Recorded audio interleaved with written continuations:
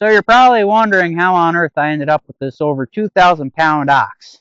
And you're also probably wondering how on earth do I even work with someone as big as Tony? How is he so calm and gentle for being over a ton? Surely if he wanted to, he could squash you like a bug. You're probably thinking that seeing me stand right here next to him. Well, what if I told you that, Tony? That's right, this big boy right here was a runt. To some, a lost cause. A calf 60 pounds soaking wet with a bleak, almost hopeless future when he first stepped foot on this world. What if I told you the time he was in the living room of the house? Yeah, that's right. What if I told you that Tony almost never made it to my homestead? He almost never made it past 2 weeks old. Sad, sick, and on death's doorstep. But thanks to kind hearts and passionate determination from family, as well as conversations at the right place at the right time, turned a sad, sickly little calf into a 2,000 pound ox that many know now as Tony. Let me tell you about Tony's story, because I surely don't tell it enough. I've always been fascinated with training animals. I used to show poultry and La Mancha dairy goats at the fair. I even had the opportunity to show dairy cattle at one point, thanks to the farm down the road from me. I was always curious when it came to working with animals. Now, I knew I'd be no good at breaking a horse, but bovine, or better known as cows, folks to see them frolicking in the fields had always fascinated me.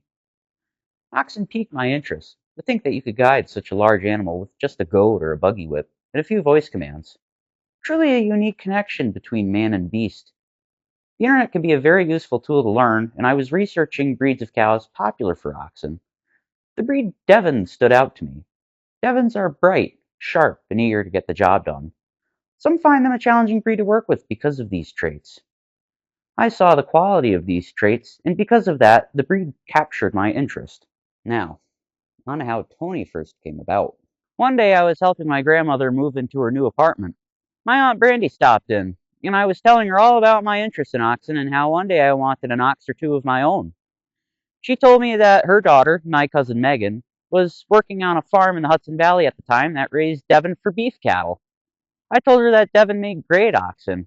I've been doing my homework on what breeds make great oxen, and Devon stood out to me. She told me that she would keep me in mind. Little did I know what that little conversation in the seemingly grand scheme of things would lead eventually. Fast forward a few months, and one day of May of 2019, my mom gets a call from Aunt Brandy. Megan has a little bull calf. It was left abandoned out in the field from a cow that was a first ever mom. She also had a little heifer calf. She chose the heifer calf over the bull calf. Now, it's not all that uncommon to have a cow that has twins that chooses the healthiest calf out of the two. When you think about it, out in the wild, it is always survival of the fittest. So she chose the little heifer calf over the bull calf and brought the little heifer calf back to the barn. My cousin didn't even know that the cow had twins. She found the bull calf out in the pasture while doing pasture check. She very nearly ran him over with a side-by-side. He was so small he hid well in the tall grass. Once she brought him back to the barn to warm him up, he developed scours. Now, for folks that don't know what scours are, I'll explain. Scours is violent diarrhea caused by a lack of nutrition from not getting colostrum. Colostrum is the milk that is only produced by the mother the first few days after birth. If scours are not treated with life-saving probiotics and colostrum within hours, death can result. Now then, back to the story. Fortunately, Megan knew how to treat scours. She mixed up an electrolyte and antibiotic milk mixture as well as some colostrum she had for just that sort of issue that saved this little bull calf's life. After recovering from scours, he was rough and sickly but hanging on the best he could. A few days later, he developed scours once again. It was looking grim, but prompt action once again saved him from an unfortunate fate. Now, this was a busy year on that farm Megan was working on. There was over 20 cows that were freshening that spring, and after the second recovery from scours, the farm owner saw that this calf was taking up most of Megan's time. The farm owner said that there was much other work to be done. Other cows were freshening, and other cows needed attention. After spending all of this time trying to nurse this runt back to health, she was wasting too much time. He said, "Find a home for him by the end of this week, or I'm going to take him back behind the barn and take care of him myself." I know, it's a harsh reality, but that's how farming can be sometimes. Sometimes you have to make hard decisions. It's never easy, but sometimes things have their way of working out. So Aunt Brandy asked me, "Would you take him on? He might not even survive the trip to your farm. He's still recovering from scours. We will give you everything you need to try to keep nursing him back to health, probiotics and other nutrient supplements. But it's a grim situation. He is quite ill. How could I say no? I also had another ace up my sleeve. My purebred, high-quality La Mancha dairy goats that produce super nutritious milk. So he came to my little homestead in a 275-gallon IBC tank with the plastic removed and covered with a tarp, placed in a pickup truck bed. He survived the trip to my home nestled in the mountains, and as soon as he was taken off the truck, he gained a second wind. It's as if he belonged here. I asked what his name was. Megan said Tony Lama. You know, after the leather shoe company. I decided to keep the name. Now, the first couple of days here on the homestead, he was looking great. But just to be safe, we decided to bring him in the house and watch him.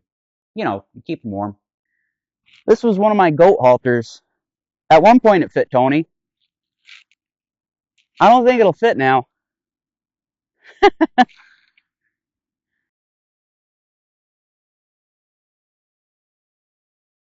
Unbelievable, huh? As soon as Tony was sure-footed, I knew he was going to be the ox I've always wanted. We first started by pulling an empty gallon milk jug tied to his halter, then an old skid steer tire. Then I got lucky and found a stone boat. A stone boat's a very useful thing to have when working with an ox. When I brought it home, I knew the real fun could start. Then I stumbled on a grand old wagon. I didn't know at the time how wonderful of a fit it would be with Tony. Now, I never expected this story I'm telling you to get any better, but boy, did it. After about 5 years of hard work and training, I had an ox. One that I'm proud of for sure. One day I was talking with a very good friend of mine that told me that the Ulster County Fair in New Paltz, New York, was in search of a drover to come down to the fair. I told him it's a bit of a haul, but I'd be interested. I told him Tony's story, and he knew that Tony would be the right one for the fair. We go down every year now and partake in the steam-powered period correct threshing demonstration at the fair. We also have other events that we go to every year now, and there's all sorts of fun things that we do. So I suppose this story is coming to a close. However, it's also ongoing. And it's one that I don't tell folks enough, that this over 2,000-pound ox was once a runt. And as always, thank you for watching.